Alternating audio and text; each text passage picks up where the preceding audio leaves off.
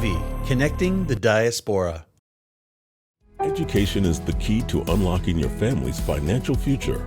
At Burlington Community Financial Center, we help families resolve their financial complexities by working with them to create clear and meaningful financial goals. Thanks to our unique educational platforms and financial workshops, families can begin to live debt-free and have enough money to secure their emergency fund and long-term savings. At Burlington Community Financial Center, our mission is to educate families and guide them to achieve their financial dreams. Contact us today to learn how to live financially independent.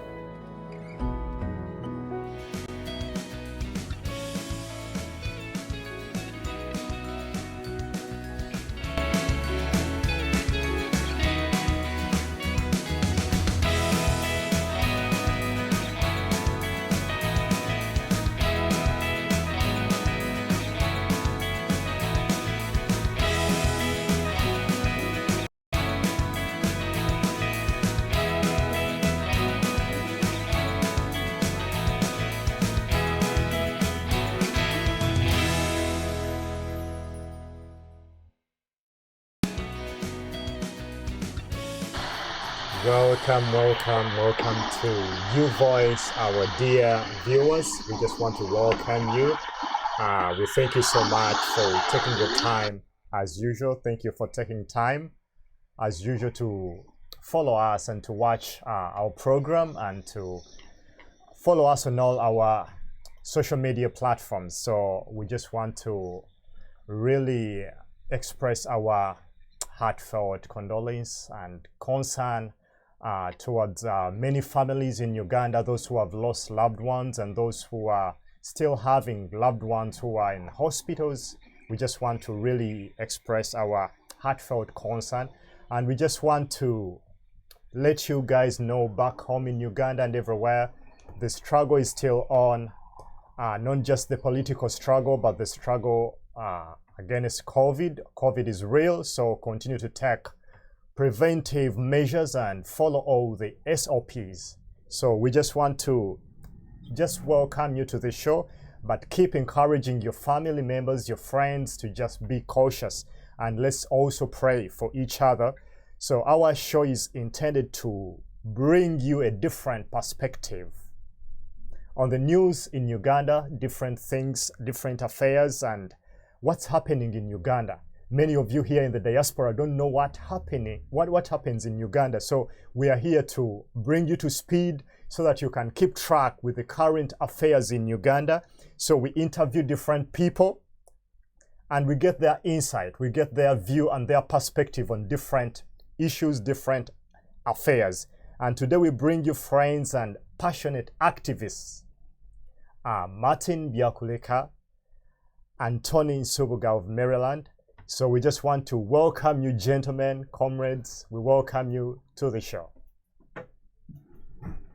And once again, my name is David Chilawila, and with my host, Judy Bukenya. Judy. Thank you, Judy. Thank you. You're looking good. Can you take us on? Yes.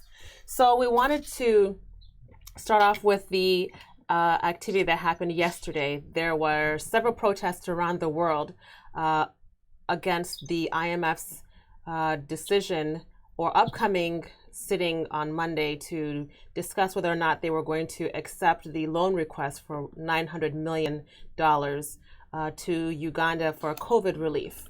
And so we wanted to ask and have our activists who were there at the protests in Washington, D.C., and one of those protesters is here with us.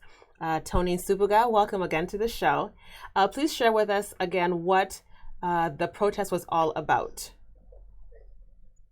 Thank you very much, dear viewers, and thank you very much, Judy and David, for the opportunity for me to be on this show, to share with our friends in the diaspora and our comrades back home what we are actually doing to further the struggle and the revolution towards ousting the dictator in Uganda. Yesterday, we had a global diaspora protest against the IMF decision to extend a 1 billion fund to the government of Uganda, which, according to the IMF and the government of Uganda, is intended to act as a response towards the COVID-19 pandemic in Uganda and to help the government of Uganda run its business as usual. However, we as pro-change Ugandans, over the years, we've realized that most of the monies that come from IMF, from the World Bank, from other international aid agencies like the USAID, Amnesty International, UK Aid, European Union, and the UN, and others, none of that money has been put to use by the government of Uganda. We all know that that money comes to Uganda as aid that is meant to spearhead development in Uganda. But all that money has been, over the years, for the last 35 years, that money has been channeled to buying ammunition, which ammunition is used to torture and brutalize Ugandans, to depress and suppress Ugandans, especially those that are pro-change seeking. So yesterday the Ugandans in the diaspora, it wasn't just in the US, but we saw it happen in the UK. We saw it happen in South Africa, and we're raising our voice to the IMF because we all know that on Monday, the IMF is planning. The board of governors is planning to sit and approve of the $1 billion that is meant to go to Uganda.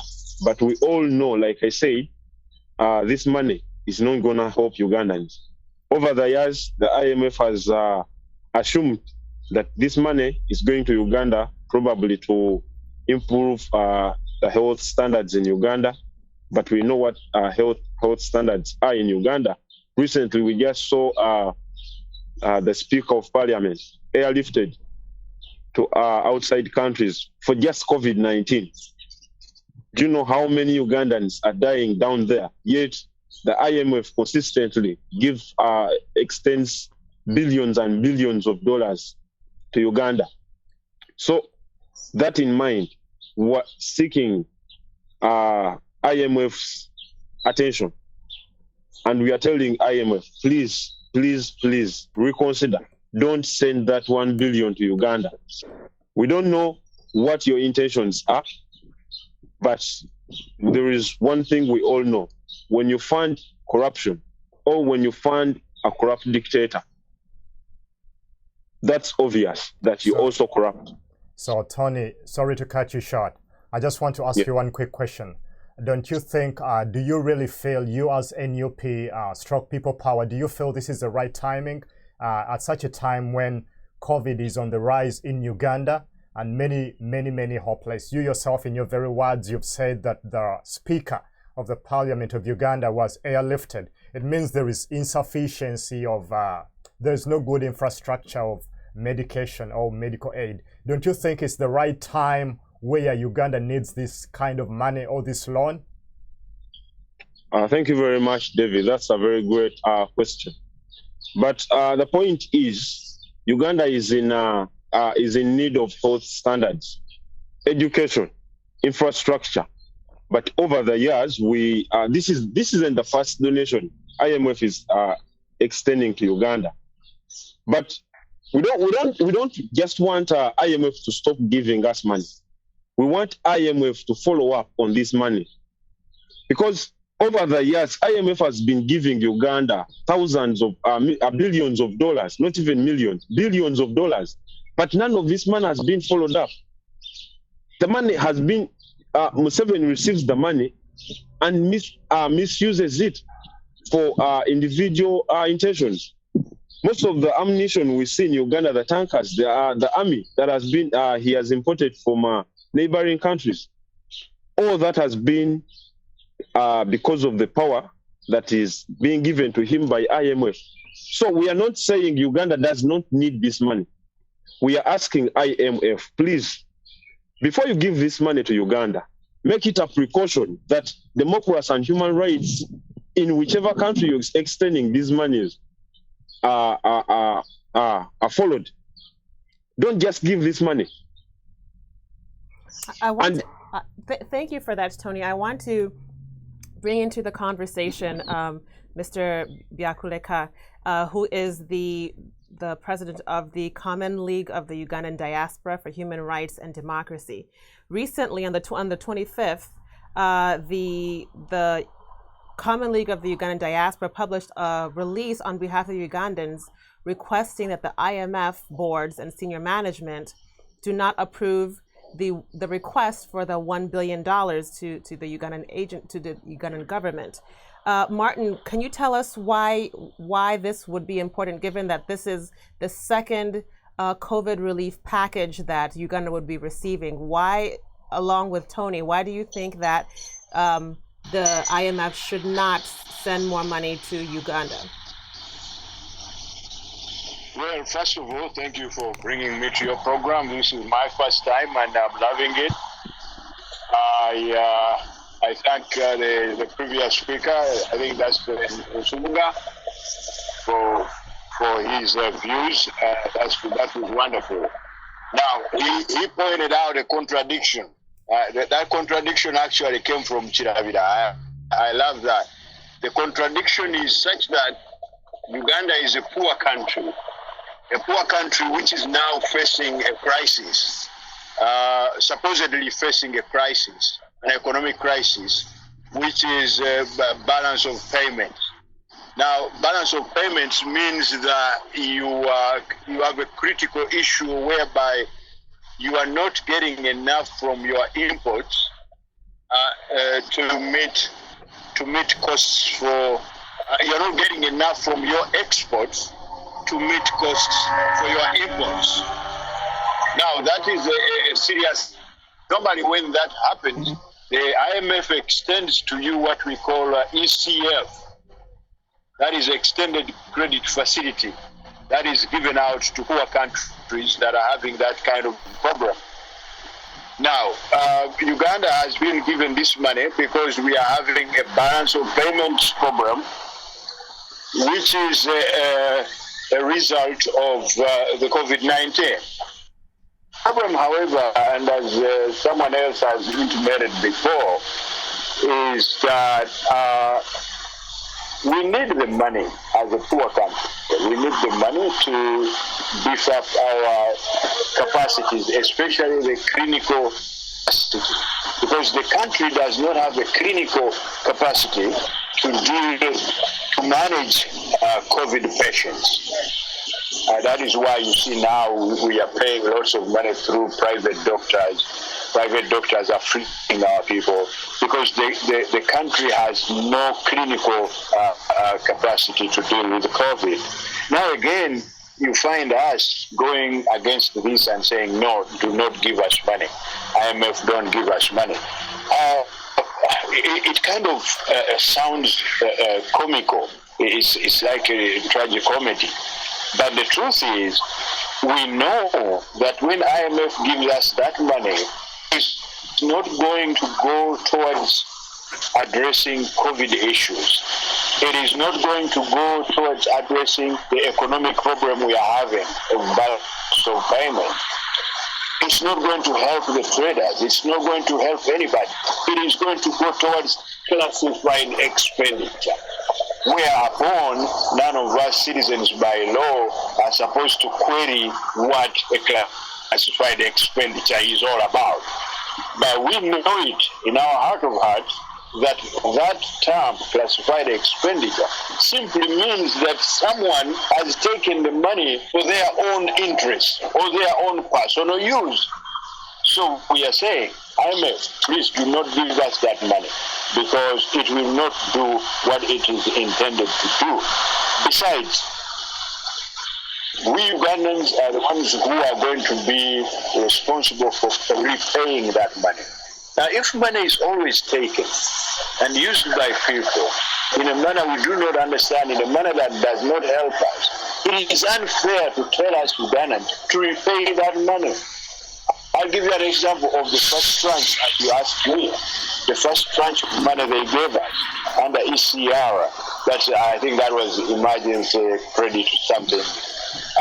But that money, $491 million, 0.5, virtually did not do anything that is visible to anyone. If at all, it was only given to some security forces who were busy beating our people and killing them in process, killing them more than COVID killed our people. So we are saying, let us first account for the first tranche before you give us more money. That is it for now. Thank you for that, Martin. Here's a follow-up question. What would be the economic...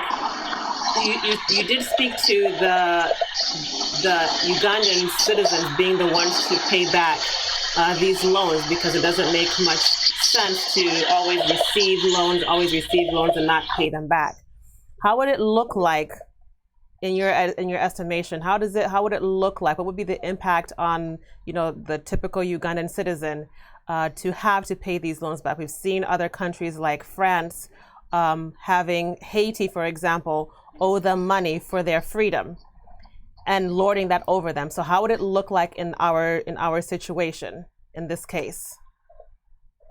You see, when money like that comes in, it is supposed to do certain things, indeed, which improve your life. And the best manifestation of improvement of life is lowering the cost of living. So when a loan like that comes in, and it does good things, which lower the cost of your living, that is what we call a benefit. So right now, we are having a cost of living that is extremely astronomical and very disadvantageous to Ugandans. For example, you go to the hospital and you're supposed to pay between 4 and 5 million every day. Now that is untenable. So if I'm your leader and I say, listen guys, I'm going to borrow this money from the IMF and I'm going to do certain things like build hospitals, provide all the necessary amenities so that you don't pay that money. What it means in the long run is savings to you. So you start saving from your costs to your life. You start saving every day. Now, when you save, it means that if you save, means everybody in the community is saving. Everybody in the population, almost the entire population is saving. Now, when the country is saving at that rate, that country has the ability to comfortably pay its debt or its loans or interest accruing from those loans. However, if you do not, still the government will be forced to take that money from you so that it can pay its loans. That means it will start to tax you in a manner that is very uncomfortable.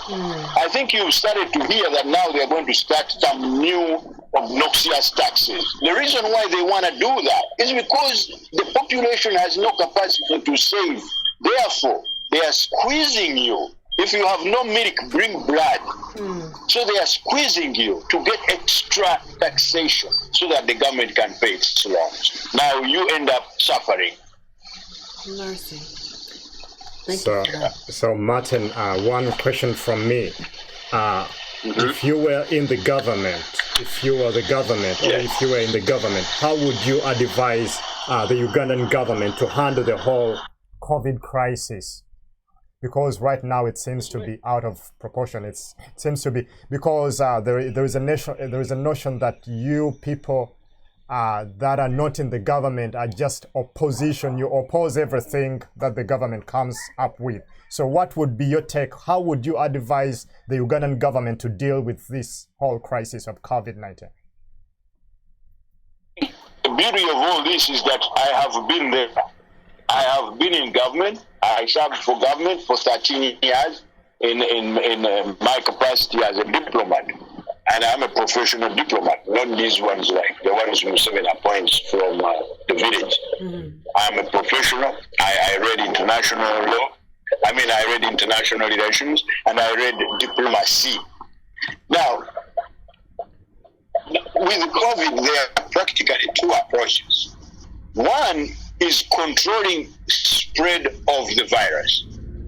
Control of spread of the virus. Now, when you fail to control, then you clinically manage. So those are the only two, because we have no cure. So what is done is clinical management. Now, control is very difficult because it presupposes social distancing, restriction of social movement. In an African setting, you cannot control social perspectives because the nature of our social economy is such that we depend on each other to survive. So since we depend on each other to survive, our movement, if you control our movement or restrict it, you are saying we should not survive. Therefore, in that perspective, it is doubly difficult to say you are going to lock down an African society in order to control a disease. All you have to do, restrict, manage, but do not completely lock down. Number two, establish facilities where you can accomplish or manage or do clinical management if any people get down or become infected. Especially like in the case of the Delta variant, because the Delta variant, and this came from India, the Delta variant, one of its characteristics is that it spreads so fast and it is 2 feet. It is resilient. It doesn't die off easily.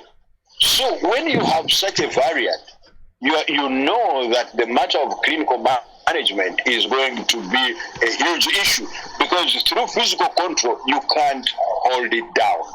Now, there are no shortcuts to clinical capacity. You have to build the hospitals. If you don't have the hospitals, you're going to have a crisis. Now, this government dodged building hospitals for political reasons. The reason is the president of Uganda is a very personal guy. He's very selfish. He wants the power to send everybody who is sick abroad. He wants people to come and beg him to go to foreign hospitals, so he signs a cheat for them so they can go. That's why he couldn't develop hospitals, because he wants power in his hand. Now, the time to suffer has come. When he saw the first tranche of IMF money coming, he should have used that money to extract his other mistakes and build a very fast infrastructure. In Kenya, when they got the first tranche, they put up a 600-bed hospital, complete with 4 ICUs. Why couldn't we do so in Uganda? In Kenya, it costed them $72 million. In Uganda, the total money we got in the first case of COVID was $888.8 million. We couldn't even take $72 million to build a hospital? No. Why? Because we have a selfish leader. Thank you. Wow. Thank you so much, Martin. Thank you so much for your great submission. We really are learning a lot from you. Dear viewers, thank you so much. The conversation, you'll be able to be part of this conversation as we go on. And we're going to give you the number. Our producer is going to put the number on your screens. But before I get back to Tony, Judy, what's your comment on what Martin is saying? Because here we have selfishness in the leadership and failure to put up an infrastructure, health infrastructure. So now here we are in between a rock and a hard place. What asking do you have to say? for more money. Yeah, more money. Asking for more money. It would be. I think it would behoove the IMF to really sit back and consider, if it's going to be worth the giving away $900 million, $1 billion, basically $1 billion to a country that cannot pay it back, nor do we have the infrastructure to pay it back. it's very interesting to know that our neighbor to the east of us, Kenya, was able to, take the money that they were given and really build something that lowered the COVID numbers and death rates, while right next door in Uganda, people are literally dropping like flies. I even hate to sound so brute, but it points to the type of people or type of leaders that we have on the continent. It's not just our country, Uganda. We have the situation happening in Chad. We have the Zimbabwean leaders. I mean, we have. It's sad but true. But it's like Africa is known for authoritarian rulership. You see, can I interject? Yes, please, Martin.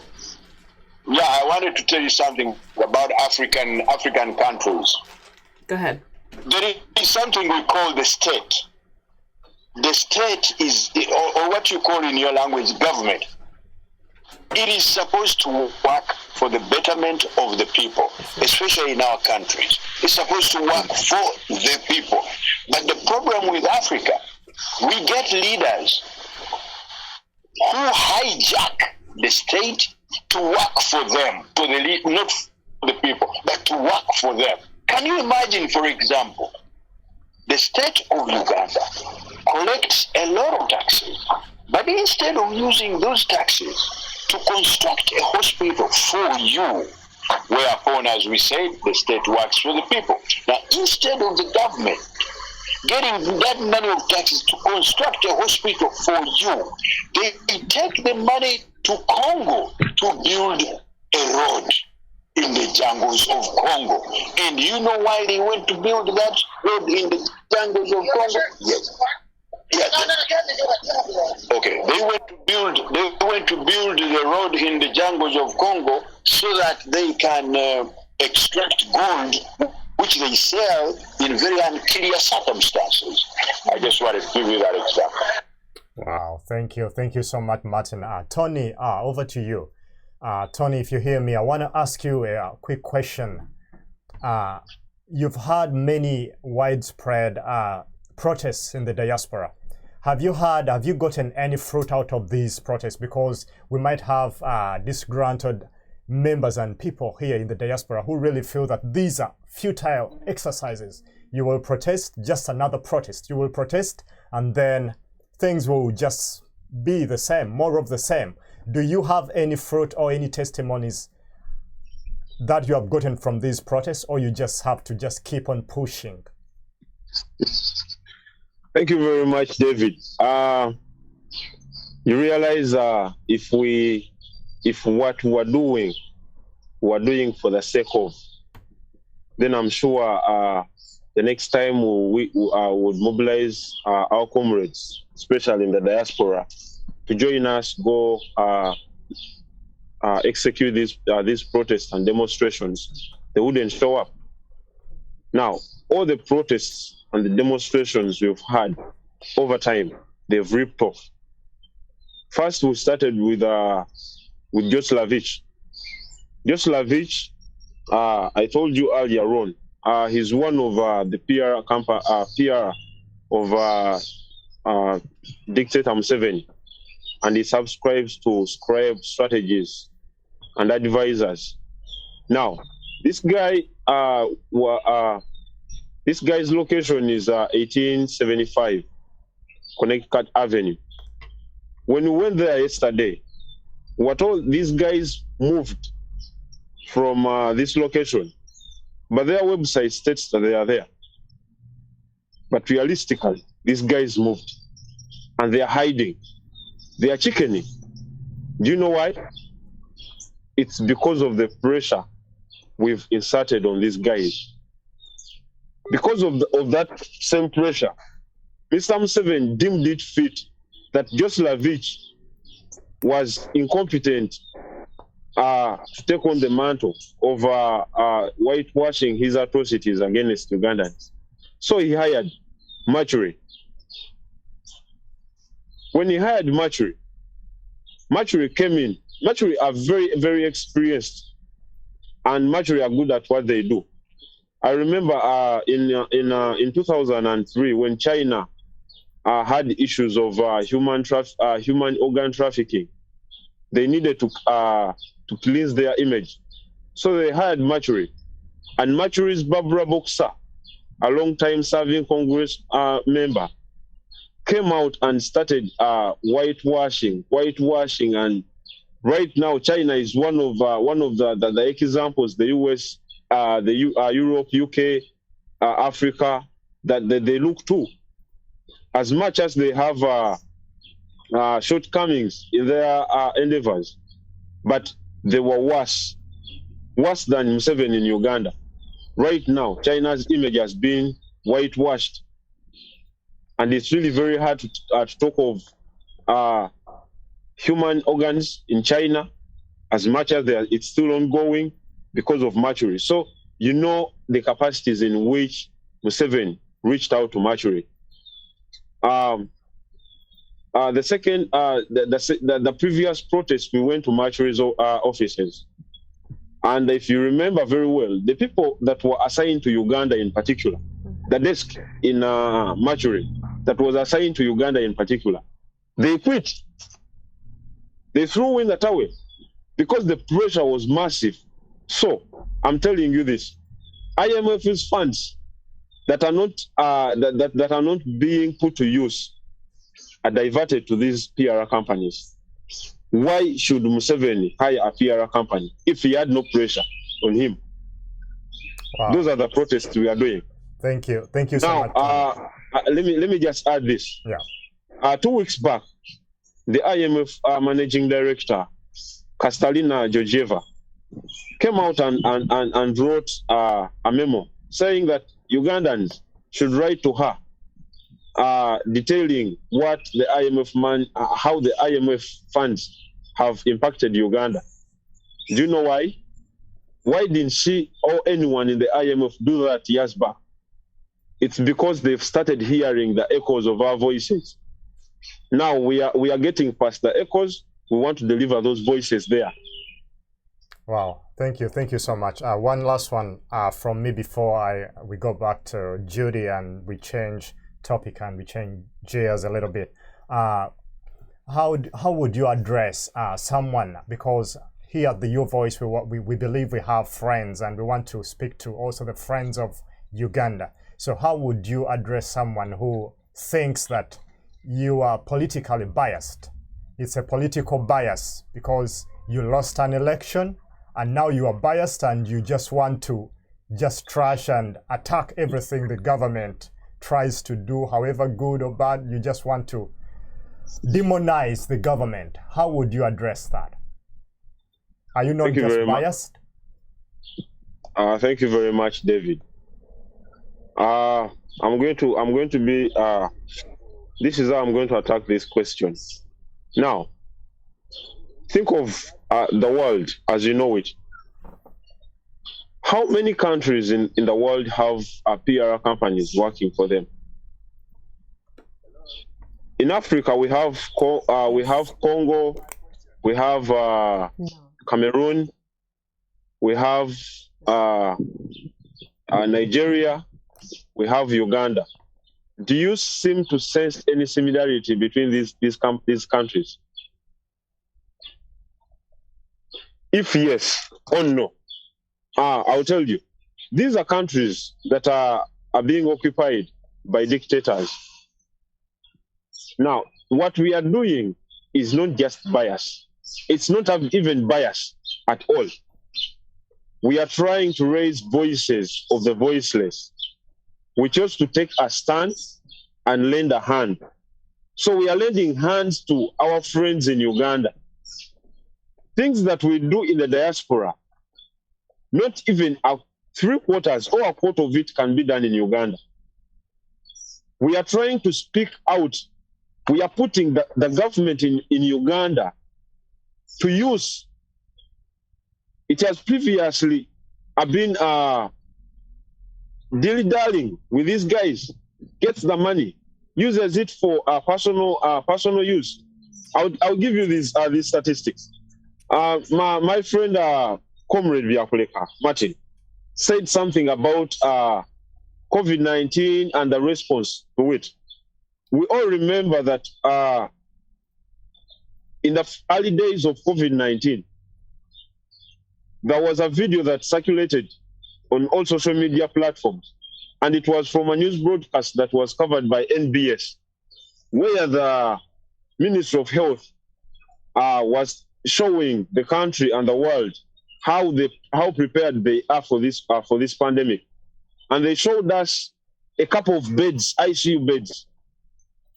When I read 2 days back about Uganda having 218 ICU beds, I realized that all the 218 ICU beds, they are not in Uganda, the whole of Uganda. That maybe Jinja has 4, Masaka had 3, Chenjojo has 5. All these 218 are in the private wing of Mulago Hospital. So literally, Uganda has no ICU beds. Because the people sleeping on these beds are not Ugandans. This is what we are trying to put out there. It's not biased. Later on, we saw our government making temporary intensive care around, actually inside Nambole Stadium. And the Minister of Health, Honorable Atwine, came out and stated clearly, we bought a tent worth 3.7 billion, but it was swept away by rain, and not all that died on the spot, all the ICU beds. So they will soon come out and tell us that actually Uganda could have more than 218 ICU beds, but we only saved 218. The rest of thousands or 2,000 were swept away under the other tent. Wow. So this is what we are up to. We are opening people's eyes, especially those that are funding dictatorship, those that are funding terrorism. Thank you very much. Thank you so much. Yes, Martin, we want to have your take on that before we change gears and Judy takes us on in the next segment. What is that? What is the question? Yeah, you guys are dealing with a question. Don't you think someone who might think that you are just politically biased and you're just up to all about demonizing the government's initiatives to help Ugandans in such a time of crisis, you are politically biased? How would you address that if someone was to ask you that, are you not being politically biased because you lost an election? See, my friend, the issue is like this. I come from a part of Uganda which is very beautiful. My parents actually came from 2 parts of Uganda. One is Masaka, the other one is Chigezi. But I particularly like Chigezi very much. I have an entire top of the hill where I want to build my house and play Scrabble and drink some beer. Now, it's not a full-time job and it's not a vocation. It doesn't pay anything. So I would like to go to Kabale and enjoy myself and eat good food, not this food here of America where they put fertilizer. Now, the issue is, if I did that, someone who is so eloquent and understanding of issues in my country, someone who can relate with other people from different countries to make sure that we get a solution to our endemic problems, I would have done a big disservice to my country. I love my country so much that I feel that my duty on earth is to leave it better than I found it. Therefore, I will do everything to that end. I'll make sure that I leave this country, my country, better than I found it. If it means fighting a dictator, making it so bad, I will do just that. That's perfect. Wow. So, in a nutshell, I think one more sentence. Mm-hmm. We are not wasting time, but we are not politicking, attacking Mr. Museveni. No. We just want a better life for our people. Thank you. Thank you so much, gentlemen. Yes, Thank you. Judy, that was very interesting from our panelists, and thank you, Martin, and thank you so much, Tony. Isn't it really absurd and very, very interesting, not in a good sense, what Tony spoke about the 3.7 billion just to purchase a tent? Wow. And it Ambiguous flew away misuse of resources. with no residue, no nothing. It just disappeared in a stadium. It's wild. So it would make sense that our Ugandan brothers and sisters have a concern as to where the next tent would fly off to, with 900 million US dollars. What other tents will fly away and disappear, after this this request being, received. Martin, I wanted to ask you to share with us about the press release that you released on behalf of the Common League of the Ugandan Diaspora. Share with us what that document was all about, with our viewers. Yes, the thing about protests is for us who have been in it for quite a while, us have tactics of convincing the people whom you want to listen to your voice. It's very, very important for them to know what you are talking about. What is the problem? So usually when we go and protest, we make a very serious statement. Just by being there and making various noises, we make a very powerful statement. But it's also more effective something in writing and addressing our issues. So what we did in Cloud was to fulfill the number 2, which is to put something in writing and send it to those people. And basically the issues we put in that letter what we have already spoken to you about. Number 1, we put in the fact that we are a poor country, and it looks a little awkward for us to say, do not give us money to deal with a problem that we do have. However, we are constrained to do so because we have a government that cannot be trusted with that money. And we gave them, of course, examples of what happened with the first tranche. And we also expressed regret that managers have already had talks with the Uganda government and already agreed that Uganda needs the money without even checking on how Uganda spent the first tranche. Mm-hmm. Now, we put that in the letter. But let me look away from the letter a little bit and speak about that fact. You must know that within IMF and within the World Bank, the 2 institutions that we call the Bretton Woods institutions, there are people there, and this I will say without fear or favor. There are people there who have a deal with some of our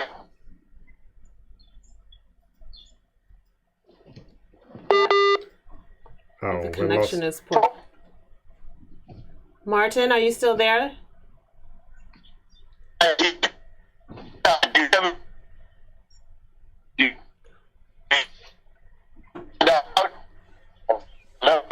Yes, Martin, you're breaking up. Martin is traveling. He's en route from Washington D.C. back home, so the connection may cut in and out.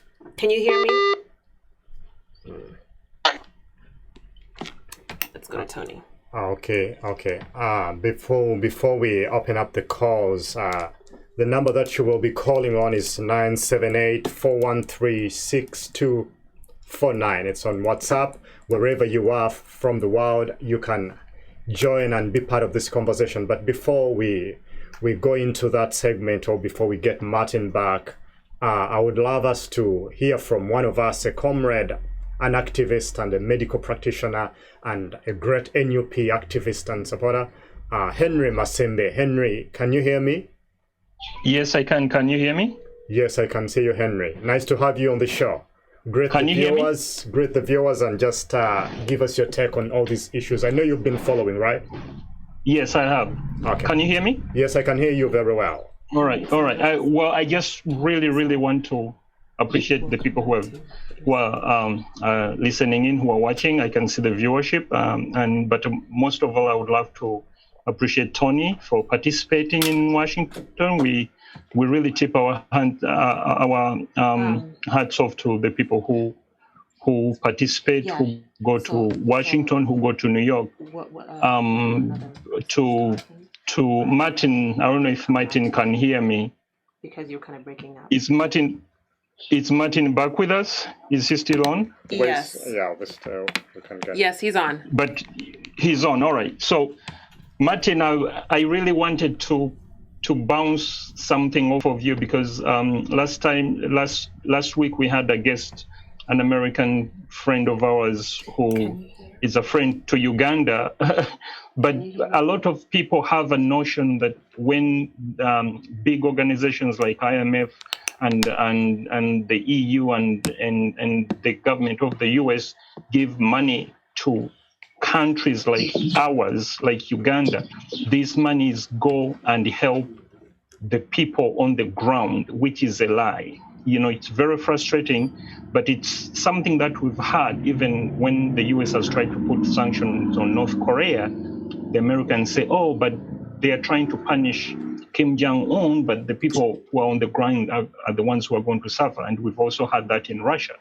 But how can we push this and change the narrative? Because it seems like this is why the US gets their hands tied in in this situation of COVID, and they feel they have to help us, but the money has to go through Museveni. The money has to go through the government. It's very frustrating. I don't know if there is something more than we can do to let these people know that most, like 90%, more than 90% of your monies is not helping the people, you know. And if somebody takes a video right now and captures a video in Uganda in the hospitals, we can show them that there is nothing like what you intended this money to do, you know.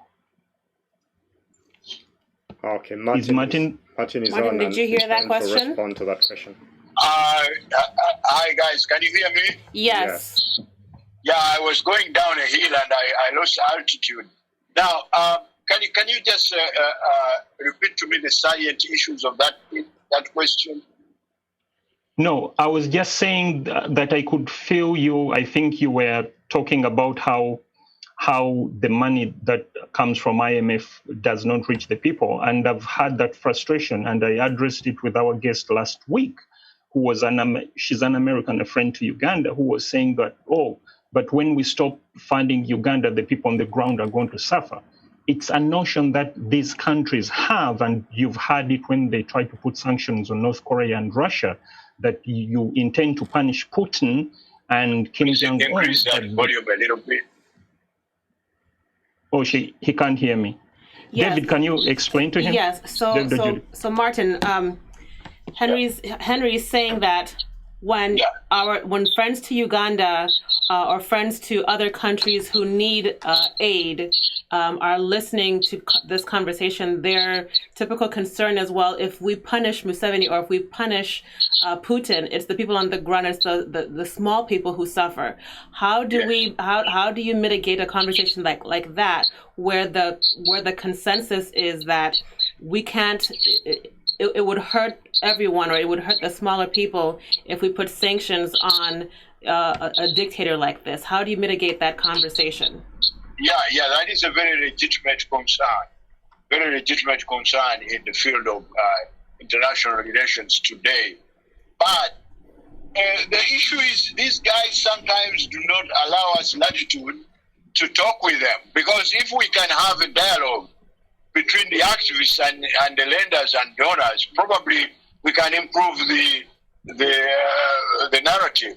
We are saying, especially in the case of COVID-19, if you want to help us, there are many ways of helping us. You can help us through non-government organizations. You can help us through other ways that are not necessarily putting the money in the hands of the government of Uganda. And this is going to be a very difficult issue.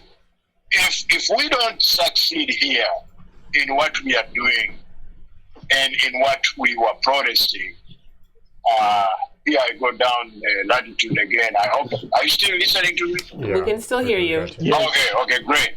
Yeah, so if we don't succeed in what we did yesterday, don't be very disappointed. Because the issue with IMF is that it's an organization that works with only bilateral entities, bilateral and multilateral entities. Now, when we say bilateral, we are talking about governments. And also multilateral, then we talk about organizations like the United Nations. Now, if they don't deal with those people, then they have no business. Now, you are telling them, don't give the money. Or the thing is, I tell you, they have something we call pressure to lend. They have money sitting there, they have to lend it to somebody. Because if they don't lend it, they will not make an interest. So it is so funny because they have to lend that money in order to remain in business. They are in the business of lending money. And that's why they are so quick. They don't even care how you used it. They just give it to you. Just go. It's all right. We shall see about the payments later.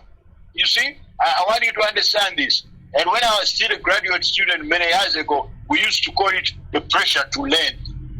So that exists for the IMF and the World Bank as well. Now, that is a very tough thing to fight for us activists, to come and stop that pressure. But the things we are doing, the pressure that we are exerting, it pays off somehow. The money may go. However, you're going to see something else. They are going to put some stringent demands on that money. And now once we get that, we shall have achieved victory.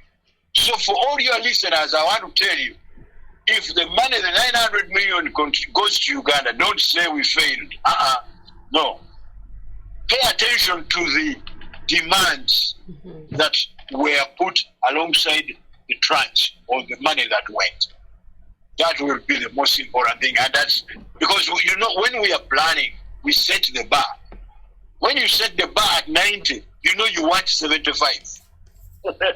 So if we achieve that 75, where they give the dictator tough conditions to account for the money, we shall have one.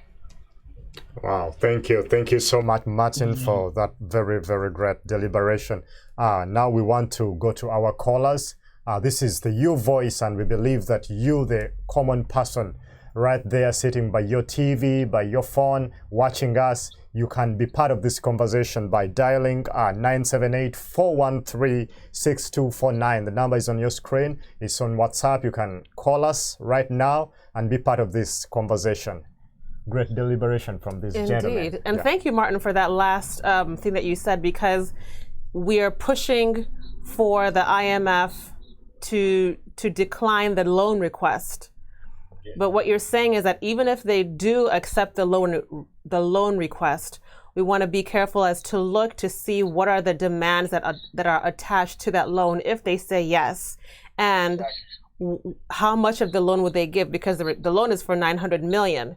They may give 600 million. So we want to look and see those two things: how much they have approved, and also what the what they have attached to those loans, and also the loan payments and things, those attachments. So it wouldn't be a lost cause if they do accept it.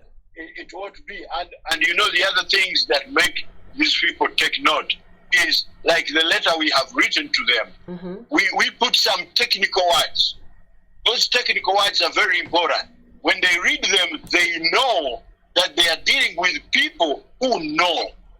Normally, the issue with the activists, when they disregard them completely, is they write things which just don't exist or don't make sense. That's right. in this world. Museveni is a killer. He ate people. He did what? They don't want to read that. He has killed people, hundreds of people. He killed them on the other day in Kampala. He cut off the legs of some. They don't want to listen to that. We have to be very careful when we are dealing with them.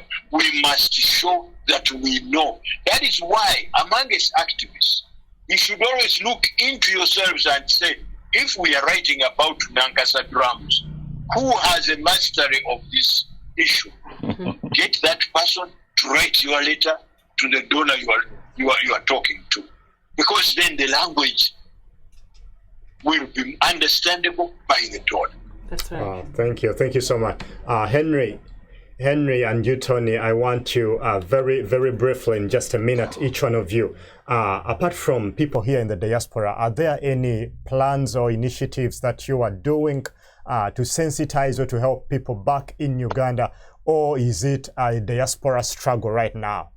According to your tone, I feel the feeling that I'm getting is that the battle now is for the people in the diaspora. Are there any, do you know of any initiatives to sensitize people back home to stay strong and stand against all these and to protest in different ways? They don't have to go to the street, but to protest. Do you have such plans or initiatives? I'll begin with you, Henry, and then go to Tony. I'll go first. So the plan, personally, for me, we always have a plan, but let me tell you that it's not thinking that this is just towards the people in the diaspora. I think things happen here and they flow in Uganda. Some things go that way. And then sometimes things happen at home and they flow to the diaspora. Right now, I sense the people on the ground, not the secretariat, no headquarters, but the people on the ground are a little fatigued. Some people have lost hope, kind of. But for us to keep this fire going, like the protests that are happening, because we thought some people, what the president was telling us, our president, was that we can remove the dictator through the vote. The vote happened, and the dictator did what he does best. He stole the vote. We took him to court. We said, let's see what the court does. We wanted to okumwanika. We wanted to expose him. We exposed the dictator, but the dictator swore himself in. So when you look forward, there's no hope. You know this man is going to be in power. He has armed himself to the teeth to kill, to imprison anybody, kill anybody who says something or who comes against. He calls us rebels. We are terrorists for protesting and demonstrating in the streets with no guns or no weapons. So we know the fact, the truth is this man can be in power, but information, the power of information. So for us here at U Voice, we can't stop doing this. We want many people to hear what we are saying. We want many people to see the protests. We want many people to see that even if somebody in Uganda is afraid to protest, we can protest here because we have the right to do that. So yes, I'm trying to think of the correct word, but like synergy flows from diaspora to Uganda, and sometimes we get it from Uganda and it encourages us. Like when we get our president to talk to us as the diaspora, you feel energized, I feel like getting off of this show tonight, I'm gonna feel energized after hearing Martin and Tony, so we need to keep this fire going. Oh, thank you so much. And there is a very, very powerful post and statement that very great idea that these IMF and these development communities and countries, instead of giving Uganda money, they can deliver vaccines to Uganda. They would have done us a very great service. Vaccines, most specifically vaccines that are effective. Yeah, vaccines that are effective. Yes, thank you so much. There's a distinction because you can. They've been receiving vaccines, but point of information there. Yes. It's good. That was a good point. And the other donors, the other donors, we are telling them to try and resist from working with government and then work with other organs or give us aid in kind. But when it comes to the IMF, I guess you all know what IMF is. Yeah. The IMF is the International Monetary Fund. Mm-hmm. And it deals with the money. And that money, it lends it to member states to finish their programs. Most of those programs are called budgetary constraints. Now, that one has no shortcut. It has to be money, and it has to go to the government. And it has to go to that man who said the economy of Uganda is sweet. That is the one who is going to receive the money. Matia Kasaija. Yeah, there is no way, there is no shortcut, guys. That one has to go to Matia Kasaija. But it was a good thing that we wrote to the, when the management decides that money goes to a country, then the executive board makes a vote on it to approve it. Now, what we did was to make sure that that letter goes to the voting members of the executive board, like the Ms. Elizabeth Shotino of America. America has a lot of votes. Then the Chinese guy, the Japanese guy. We didn't bother to write to the Chinese man because China can never vote against Museveni. So, that is the politics. And these days we have other countries like Italy and France. Those can never vote against Museveni.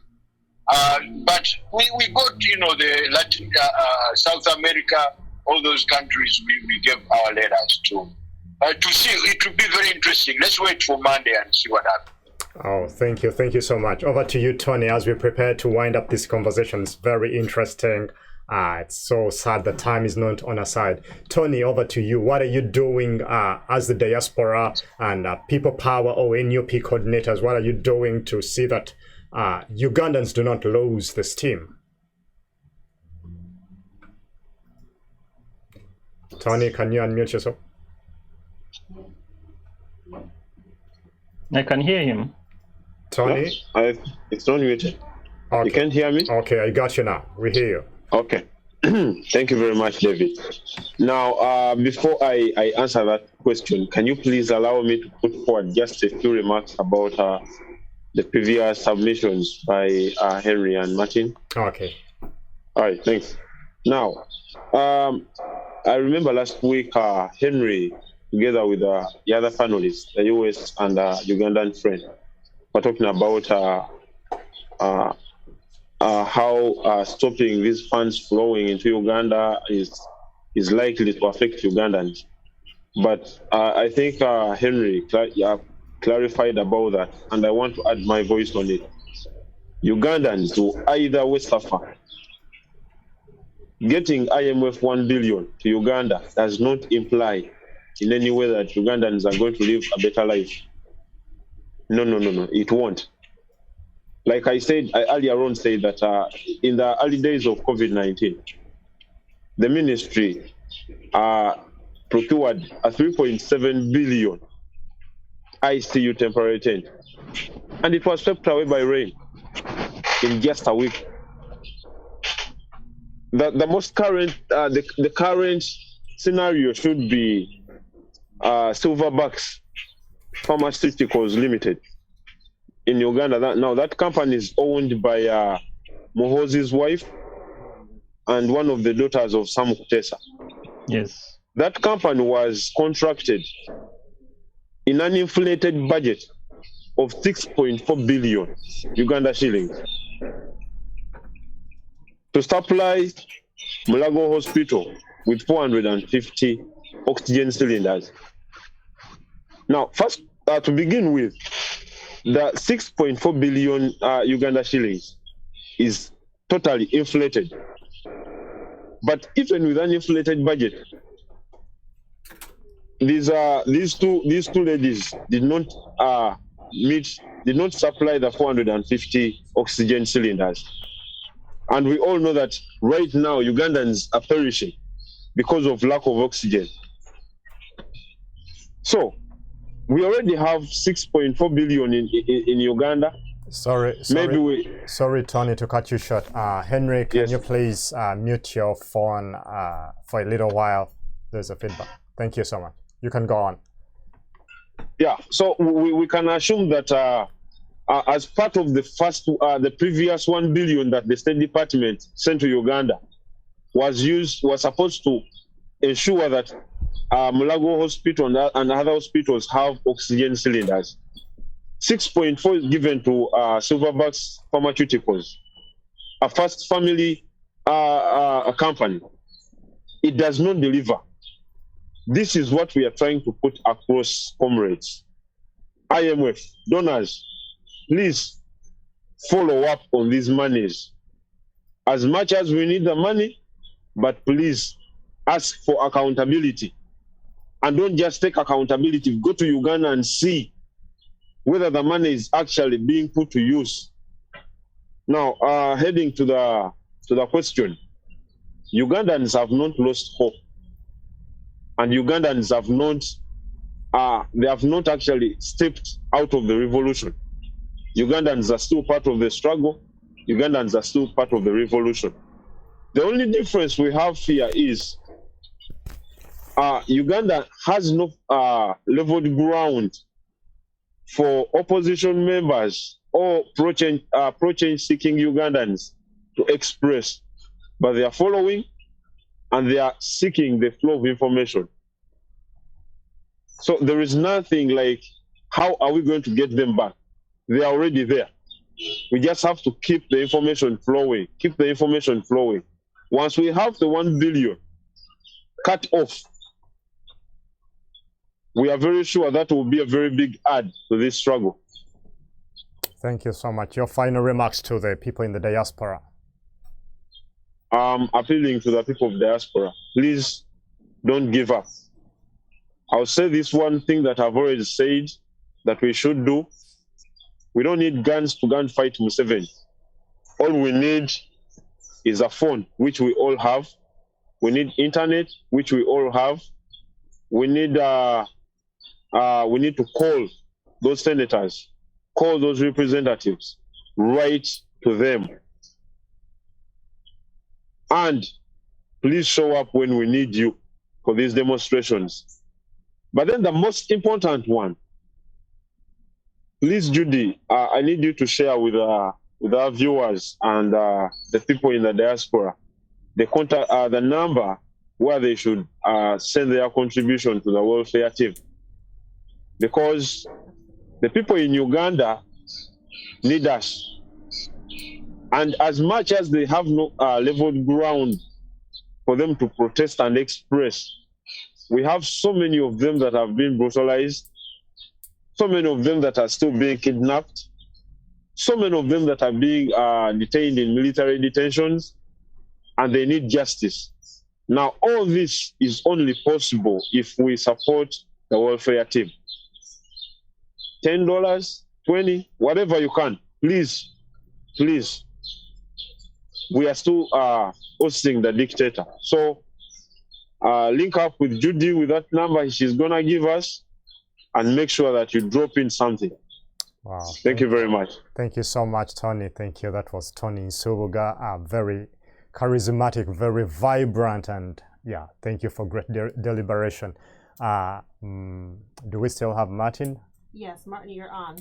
Martin, any closing remarks? And it's thank you, Tony, for that, because we have a segment of our show, Martin, where we have actions for our viewers to take. It's one thing to watch something happen, it's another to be at the source of something new showing up. So we have an action portion of our show.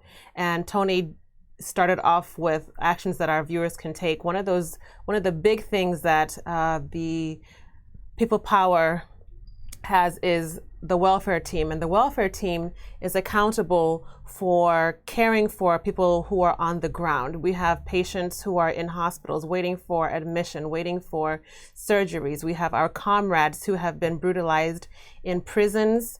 A lot of our prison patients, they come out unable to even urinate.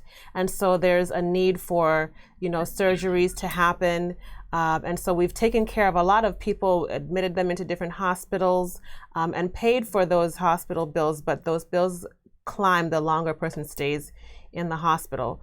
So we are inviting and we were requesting that our viewers, find $5, $3, $20, $100, whatever you have to contribute to our brothers and sisters on the ground, to live the lives that we're desperately fighting for.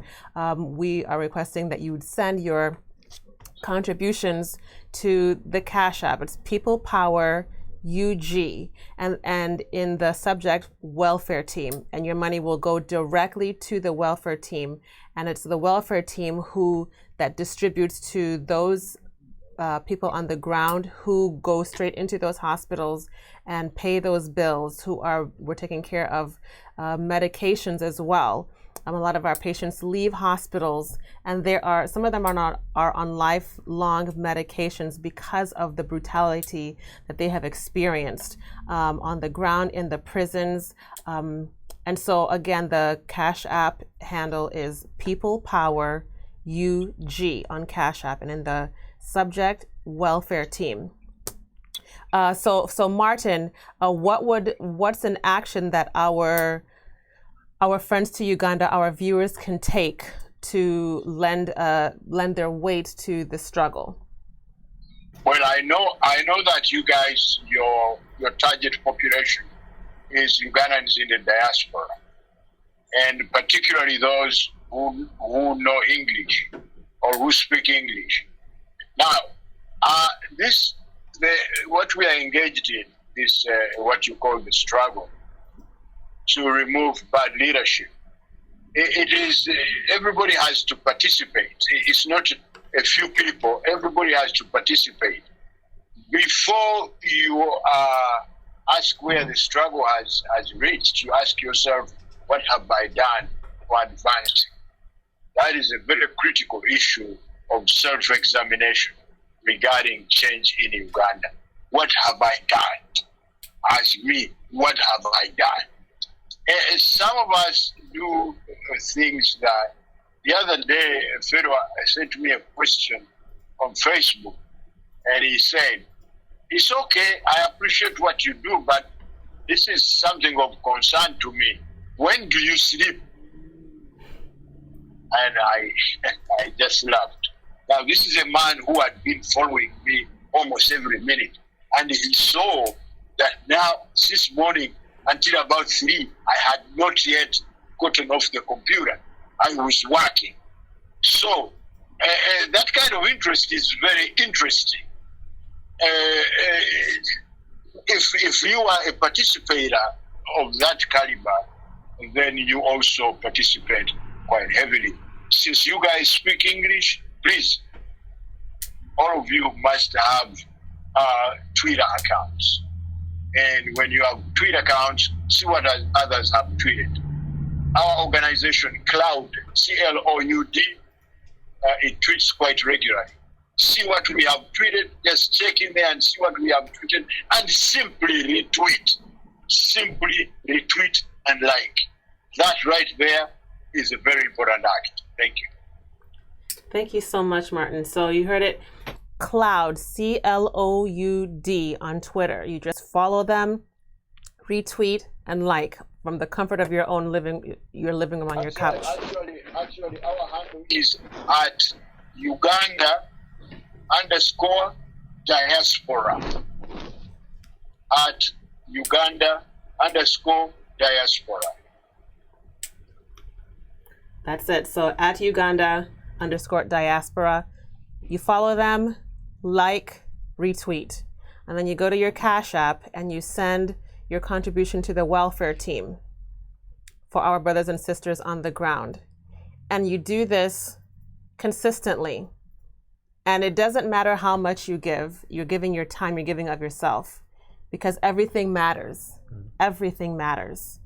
And it looks like, I think Henry said earlier, like, it looks like there's no hope. It looks like there's no hope, but it's always darkest before sunrise. Yeah, it's always darkest before sunrise. And so we just want to thank both Henry, Martin, Tony. Thank you, gentlemen, for being with us on our show. Thank you for deliberating with us. Thank you to our viewers for being with us this afternoon. You didn't have to, but you were, and we thank you for your love for Uganda. Our friends to Uganda who are also watching the show, we thank you for your love for humanity, your love for democracy, and your love for change. And my name is Judy Bukenya. And I'm David Chilavina. Good night. Have a good night. Bye-bye, guys. Good night.